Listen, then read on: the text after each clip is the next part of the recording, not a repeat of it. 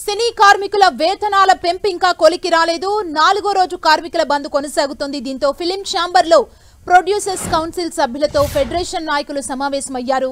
నిన్న producers council సభ్యులు లేవనెత్తిన అంశాలపై మరోసారి చర్చించనున్నారు. ఈ భేటీ అనంతరం ఫిలిం డెవలప్మెంట్ కార్పొరేషన్ చైర్మన్ ను కలిసే అవకాశం ఉంది.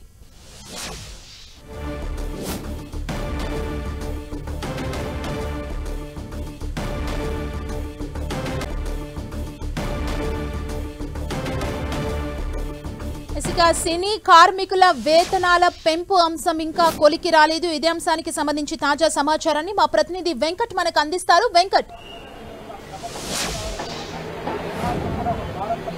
గత 4 రోజుల నుంచి కూడా సినీ కార్మికులు వేతనాలపైన చేస్తున్నటువంటి సమ్మె ఏదైతే అది ఇంకా కొనసాగుతుందని చెప్పవచ్చు. ఒకవైపు ఫిలిం ఛాంబర్ ఒకవైపు ఉంటే ఫెడరేషన్ మరొక వైపు ఉండటంతో ఈ సమస్య ఎవరికి వారే తమ యొక్క వాదనలు వినిపించుకుంటున్న పరిస్థితి ఉంది. ఇటు ప్రభుత్వం కానీ ఇటు మొత్తం ఫెడరేషన్ కి సంబంధించి కూడా అన్ని కూడా ఎవరికి వాళ్ళు అన్నట్టుగా ఉన్నటువంటి పరిస్థితి అయితే చెప్పవచ్చు. ఎందుకంటే ఫిలిం ఛాంబర్ ఉన్నటువంటి సభ్యులు ఎవరైతే ఉన్నారో ప్రొడ్యూసర్ కౌన్సిల్ లో మాత్రం వాళ్ళందరూ కూడా ఒకే మాట మీద ఉండటం జరిగింది. దీనికి చిన్న ప్రొడ్యూసర్స్ కానీ పెద్ద ప్రొడ్యూసర్స్ అందరూ కూడా ఒకే మాట అభిప్రాయం మీద ఉన్నారు. వేతనాలు 30% మాత్రం పెంచడం అనేది మా వల్ల కాదు, దీనివల్ల మాకు చాలా బర్డెన్ అవుతుందని వాళ్ళు చెప్తున్న పరిస్థితి ఉంది. కానీ ఇటు మరొక వైపు చూస్తున్న ఫెడరేషన్ కూడా వెనక్కి కూడా తగ్గట్లేదు. మేము కూడా మాకు కంపల్సరీగా 30% ఇవ్వాలి, ఇది ఇప్పుడు చేసుకున్నటువంటిది కాదు, గత 3 సంవత్సరాల క్రితం చేసుకున్న ఒప్పందం కాబట్టి మేము అడుగుతున్నాము అనేసి కూడా చెప్తున్న పరిస్థితి ఉంది. ఈ విధంగా జరుగుతున్న దీంట్లోనే మళ్ళీ కొన్ని సంస్కరణలు కూడా తీసుకురావాలి అనేటువంటి ఒక చర్చ కూడా ఇప్పుడు ఈ మధ్య నిన్నటి నుంచి కూడా జరుగుతున్న పరిస్థితి ఉంది. అయితే నిన్న ఈ సమస్యకు ఒక కొలిక్ వస్తుంది అనుకుంటున్న టైంలోనే ప్రొడ్యూసర్ కౌన్సిల్ నుంచి కూడా ఇటు ఫెడరేషన్ కి ఒక లెటర్ రావడం కూడా జరిగింది. దాంట్లో ఏంటంటే మేము వేతనాలు పెంచాలంటే మీరు మీ రూల్స్ వీటిని పాటించాలనేసి చెప్పడం జరిగింది. ఆ రూల్స్ సంబంధించి కూడా ఫెడరేషన్ సభ్యులు నిన్న ప్రెస్ మీట్ కూడా పెట్టడం జరిగింది.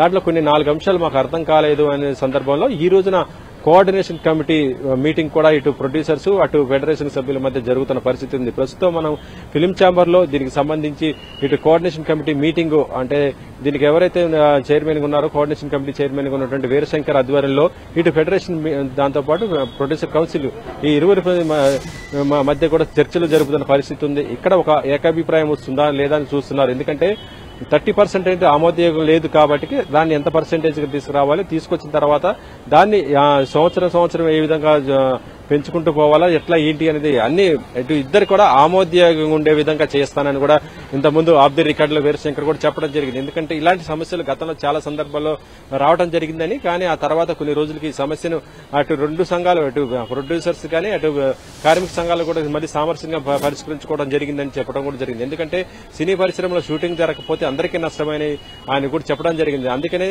దీంట్లో ఒక మధ్యవర్తిగా ఉన్నటువంటి తాను ఈ 2 సంఘాలను కూడా సమావేశపరిచి దీంట్లో సమన్వయంగా జరిగే విధంగా చూస్తాము తప్పితే ఎవరికి అన్యాయం జరగదు అన్నట్టుగానే ఆయన మాటల ద్వారా కూడా ఇందాక ఆఫ్ ది రికార్డులో తెలియజేయడం జరిగింది.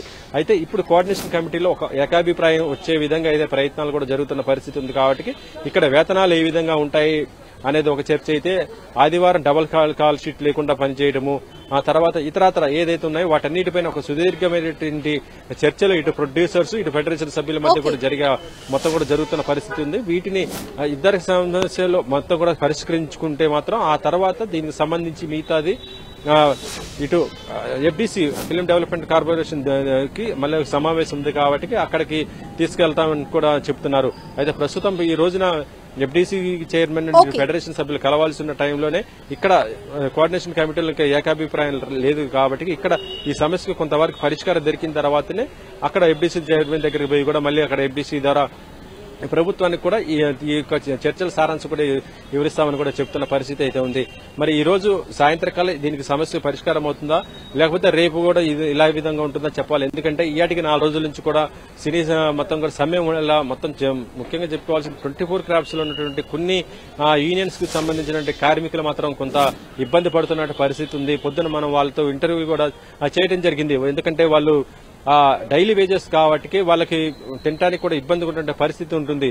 సో ఈ సమస్య పరిష్కరించాలని అటు కార్మిక సంఘాల్లో ఉన్నటువంటి మిగతా యూనియన్స్ వాళ్ళు కూడా కోరుతున్న పరిస్థితి అయితే ఉంది. సుమా, థాంక్యూ వెంకట్.